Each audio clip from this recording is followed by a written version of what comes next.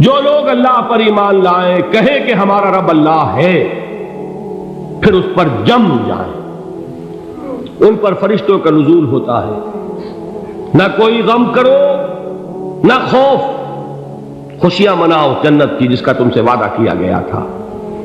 اللہ کی ربوبیت پر اطمینان جب انسان کو ہو جاتا، میرا رب اللہ ہے، ربی اللہ، انسان کے لیے نہ کوئی کھٹکا، نہ کوئی خطرہ، نہ کوئی خوف، نہ کوئی حزن۔ جو کچھ ہو رہا ہے کس کے اذن سے ہو رہا ہے؟ اللہ کے اذن سے۔ اللہ کے اذن کے بغیر پتہ تک نہیں ہلتا۔ یہ کوئی اندھا بہرا مادہ نہیں ہے جس سے مجھے کوئی خوف ہو۔ اندھا بھینسا چلا آ رہا ہو، اس سے تو ڈرنے کا ہر انسان کو ڈرنا چاہیے، نہ معلوم کس کو ٹکر مار دے۔ لیکن نہیں، اس کائنات کو چلانے والا ایک سمیع و بصیر خدا ہے، وہ جو میرا دوست ہے، میرا ولی ہے۔ اللہ ولی الذین آمنوا یخرجہم من الظلمات الی النور۔ اللہ اہل ایمان کا ولی ہے، ساتھی ہے، پشت پناہ ہے، مددگار ہے، حمایتی ہے۔ بتائیے جسے یقین ہو جائے کہ اللہ میرا مددگار، اللہ میرا محافظ، اللہ میرا پشت پناہ، اللہ میرا حمایتی، اس کے لیے کوئی خوف ہوگا؟ اس سے کوئی ڈر ہوگا؟ میں مثال دیا کرتا ہوں ایک بہت سادہ، پنجاب کے دیہات کی۔ تو بڑا چودھری ہے اور کوئی غریب کسان ہے۔ اس غریب کسان کے جانوروں کو ہر وقت اندیشہ ہوگا چوری کا، کوئی میری بھینس کھول کر نہ لے جائے، کوئی میرا بیل کھول کر نہ لے جائے۔ لیکن جس کے بارے میں یہ سب کو معلوم ہو کہ وہ جو بڑا چودھری ہے وہ اس کا دوست ہے، اس کی بچیا کو کوئی خوف ہوگا؟ اس کی بھینس پر کوئی ہاتھ ڈالے گا؟ اسے کوئی اندیشہ ہوگا؟ نہیں۔ کیوں؟ کہ وہ بڑا چودھری، بڑا اس کا یہاں کا سردار، جاگیردار، سب کو معلوم ہے وہ میرا دوست ہے، کوئی میرے خلاف اقدام نہیں کر سکتا۔ اس دنیا میں یہ چھوٹی سی بات اگر آپ کے دلی اطمینان اور سکون کا باعث بن سکتی ہے تو ذرا تصور کیجئے۔ میں لفظ تصور استعمال کروں گا صرف اس لیے کہ اس کا ہم جس کو کہتے ہیں ادراک اور شعور کر نہیں سکتے، اگر کے ساتھ کر سکتے۔ اگر یقین ہو کہ اللہ میرا مددگار اور یقین ہو کہ اللہ ہر آن میرے ساتھ ہے، پھر کوئی خوف؟ کس کا خوف؟ کوئی شے اللہ سے بالاتر ہے؟ کوئی قوت اس سے زیادہ طاقتور ہے؟ کوئی اس کے ارادے کو بدلنے والا ہے؟ کوئی اس کی مشیت کے آڑے آنے والا ہے؟ یہی بات ہے جو حضور نے فرمائی۔ یہ ایمان کا حاصل ہے لب لباب، کہ دیکھو اچھی طرح اس بات کو ذہن نشین کر لو، اگر تمام انسان مل کر تمہیں کوئی نقصان پہنچانا چاہے نہیں پہنچا سکتے، مگر جو کچھ اللہ نے لکھ دیا ہو، اور تمام انسان مل کر تمہیں کوئی نفع پہنچانا چاہے نہیں پہنچا سکتے، مگر وہ شے جو اللہ نے طے کر دی۔ آپ پھر میں کہوں گا ذرا طاری کیجئے، اسے فرض کیجئے، اسے سوچئے۔ اگر اس حدیث پر ہمارا دل ٹھکا ہوا ہو تو کسی سے ڈر ہوگا؟ یہ مجھے نقصان نہ پہنچا دے، یہ میری رپورٹ خراب نہ کر دے، یہ میری انکریمنٹ نہ رکوا دے، یہ میرا یہ نہ بگاڑ دے، یہ میرے یہ نقصان نہ پہنچا دے۔ اس کا ڈر، اس کا ڈر، اس کا خوف، اس کی خوشامد، اس کے لیے جا کر طرح طرح سے اپنی عزت نفس کو ذلیل کروانا اس کے سامنے، یہ سب کچھ کیوں کرتا ہے انسان؟ جب سمجھتا ہے کہ اس کے ہاتھ میں میرا کوئی نفع ہے، اس کے ہاتھ میں میرے لیے کوئی ضرر ہے، یہ مجھے کوئی غضب پہنچا سکتا ہے، یہ مجھے کوئی نقصان پہنچا سکتا ہے، یہ میرا کوئی کام بنا سکتا ہے، یہ میری کوئی ضرورت پوری کر سکتا ہے، اسی کا نام شرک ہے۔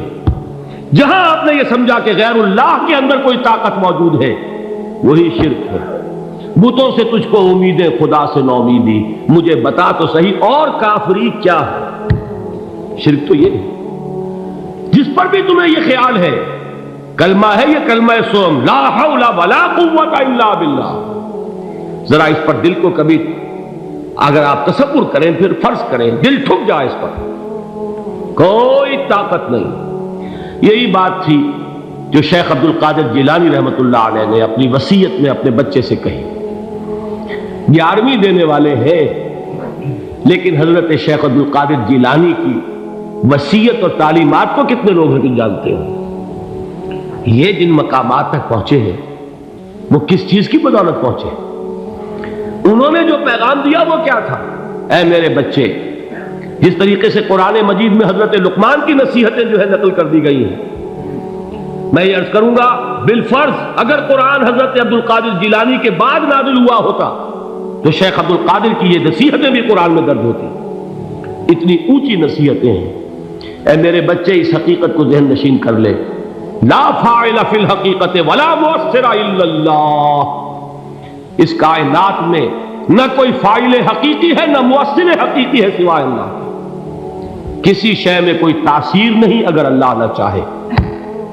آگ جلا نہیں سکتی اگر اللہ نہ چاہے. پانی ڈبو نہیں سکتا اگر اللہ نہ چاہے. زہر ہلاک نہیں کر سکتا اگر اللہ نہ چاہے. کوئی چیز فائدہ نہیں پہنچا سکتی اگر اللہ نہ چاہے. تو در در پہ کیوں سر جھکاتے ہو؟ در در پر کیوں جبیں سائی کرتے ہو؟ سب کے سامنے کیوں ہاتھ پھیلاتے ہو؟ ایک اللہ سے مانگو.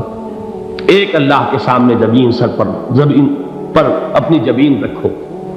لا فاعل فی الحقیقت ولا مؤثر الا اللہ. نظر آتا ہے ہمیں کہ پانی پیاس بجھا دیتا ہے. پیاس بجھانے کی صلاحیت پانی میں نہیں ہے، اللہ کے اذن سے. کھانا بھوک مٹا دیتا ہے. بھوک مٹانے کی صلاحیت کھانے میں نہیں ہے، اذن رب میں. دیکھیے یہی یقین تھا.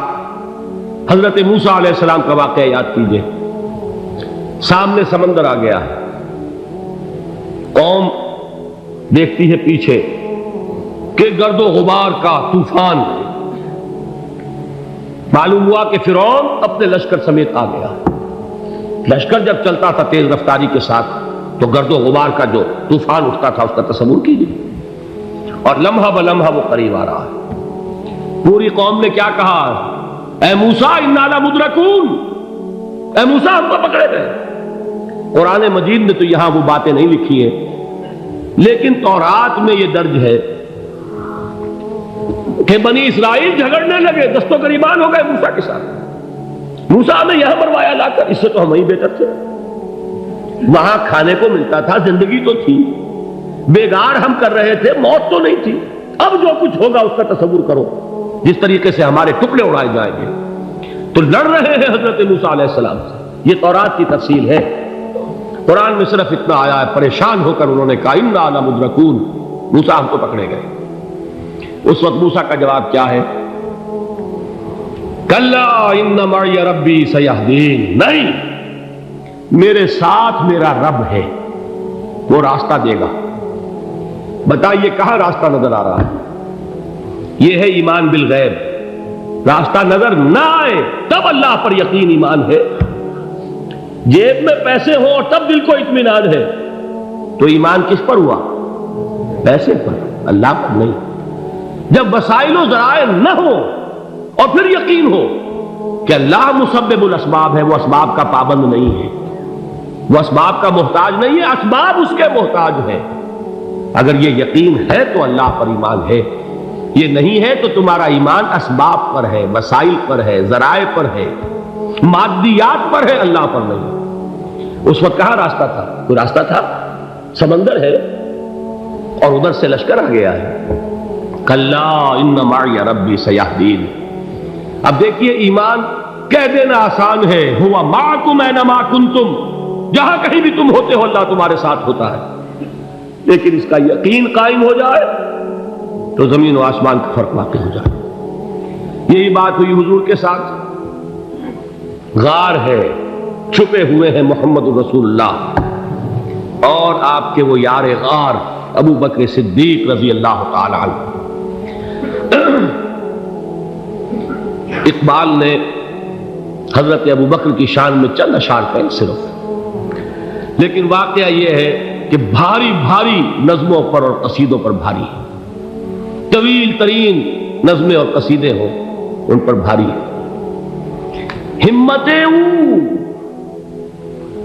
ابو بکر کی ہمت جو ہے کشت ملت را چو ابر، جیسے بارش سے کھیتی اپجتی ہے، ابو بکر کی ہمت اور عزیمت اس امت کو اسی طرح سینچنے والی ہے۔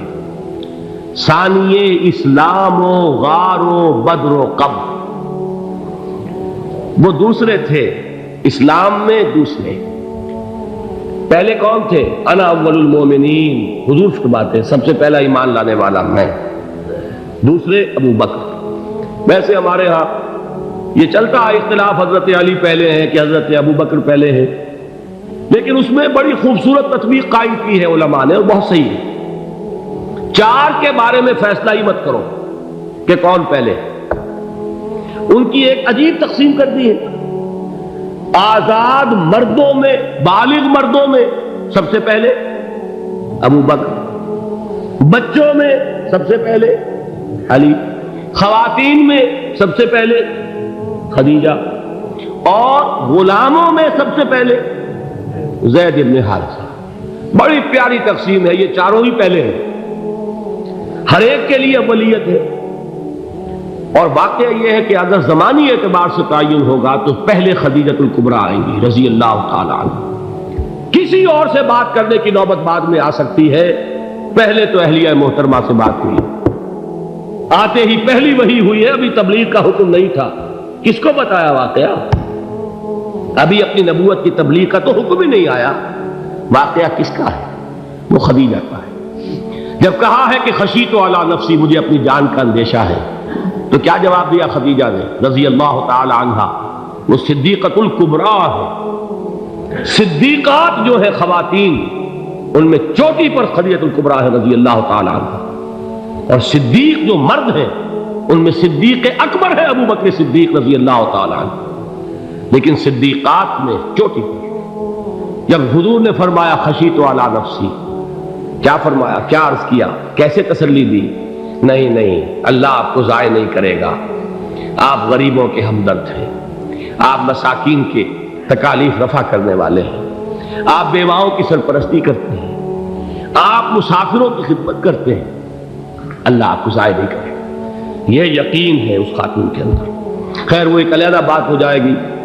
میرے دل پر حضرت خدیجہ رضی اللہ تعالی عنہ کی شخصیت کا بڑا گہرا نقش ہے، جو وہ کوئی اور ہی وقت اور موقع ہوا تو بیان ہوگا۔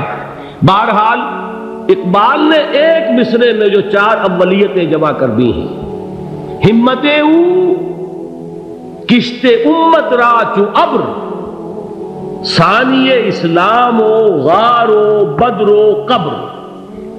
اسلام میں حضور کے بعد پہلے کون؟ ابو بکر۔ غار میں حضور کے ساتھ کون؟ ابو بکر۔ بدر کی رات اللہ کا رسول سر بسجود، وہ جھاڑ، وہ گھاس پھوس کی جو جھوپڑی بنائی گئی تھی، اور وہاں تلوار ننگی لے کر پہرا دینے والا کون؟ ابو بکر۔ اور اس حجرہ عائشہ میں محمد کے بعد سب سے پہلے دفن ہونے والا کون؟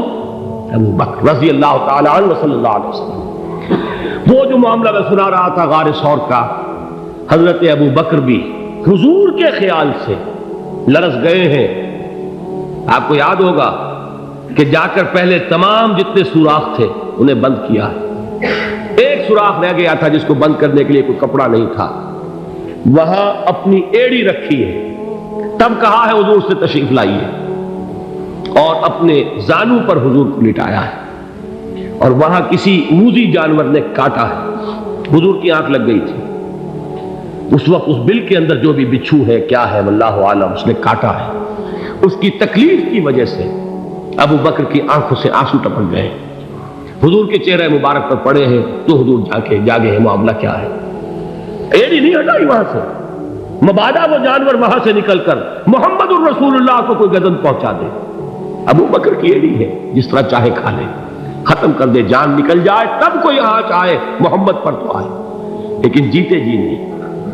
وہ ہے ابو بکر حضور کے خیال سے۔ اس وقت حضور نے پھر اپنا لعاب دہن لگایا ہے، اور اس سے پھر آپ کی تکلیف ختم ہوئی۔ جیسے خیبر میں حضرت علی کی آنکھ دکھ رہی تھی، اس کو جو شفا حاصل ہوئی ہے وہ بھی حضور کے لعاب دہن سے ہوئی۔